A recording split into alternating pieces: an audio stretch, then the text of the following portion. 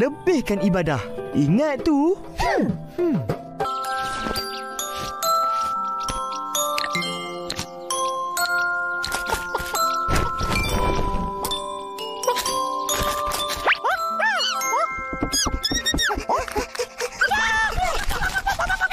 Nak ke mana tu?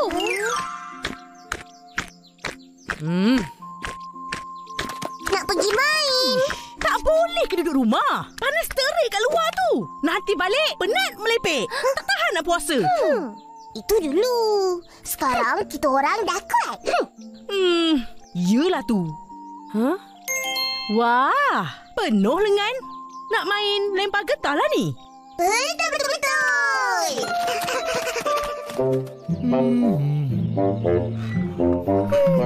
Mimi, Cepat.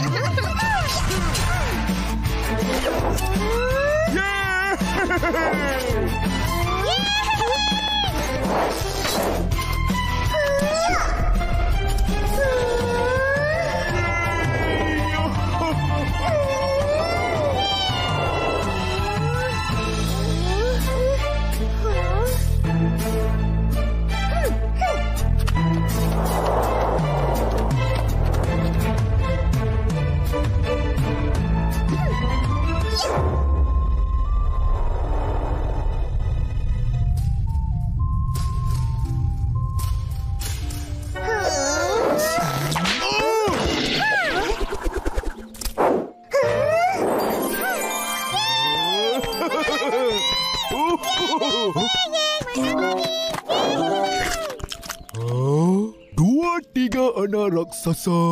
Kenapa tak puasa? habislah. Nanti lu punya Tuhan lah. Marah. Aku demam lah. Ni baru nak baik. Kau pula Fizi, kenapa tak puasa? Tadi aku puasa. Lepas tu rasa macam tak sihat. Aku pun buka puasa. Macam tu pun boleh?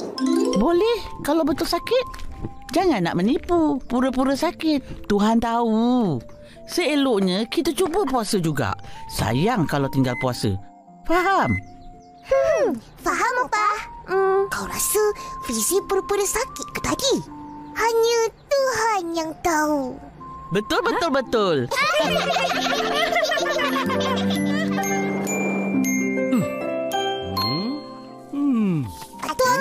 Atuk! Iya.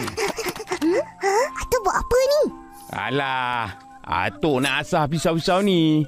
Semuanya dah tumpul. Asal untuk apa? Ai, ni kan dah nak raya. Tak ingat ke?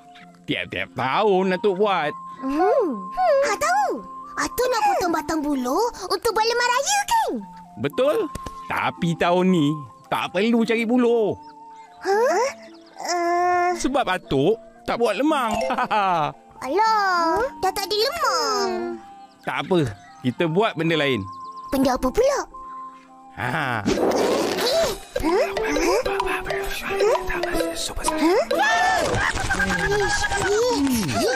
Buat rendang? Baru tahu.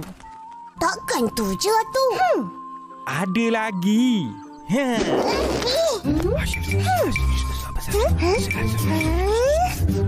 Cuy, jadi. Nanti kita orang bawa bekal. Bekal? Papa! Akak! Besok bungkuskan 3 nasi lemak dengan air sirap sekali. Untuk apa? Nak makan lah. Nak bekal lah. Tak ingat ke puasa? Alah. Hai, Apa yang kecoh-kecoh sangat ni? Besok, Atul minta kita orang tolong dia. Boleh kan, Apa? Boleh. Memang tiap-tiap kali nak raya, kau orang yang tolong Atuk cari bulu. Tapi, Apa? Cari bulu yang sedang-sedang untuk kita. Bila bakal lemah nanti, cepat je masak dan sama rata. Tapi, kita orang bukan nak cari bulu. Ha? Datuk nak cari apa?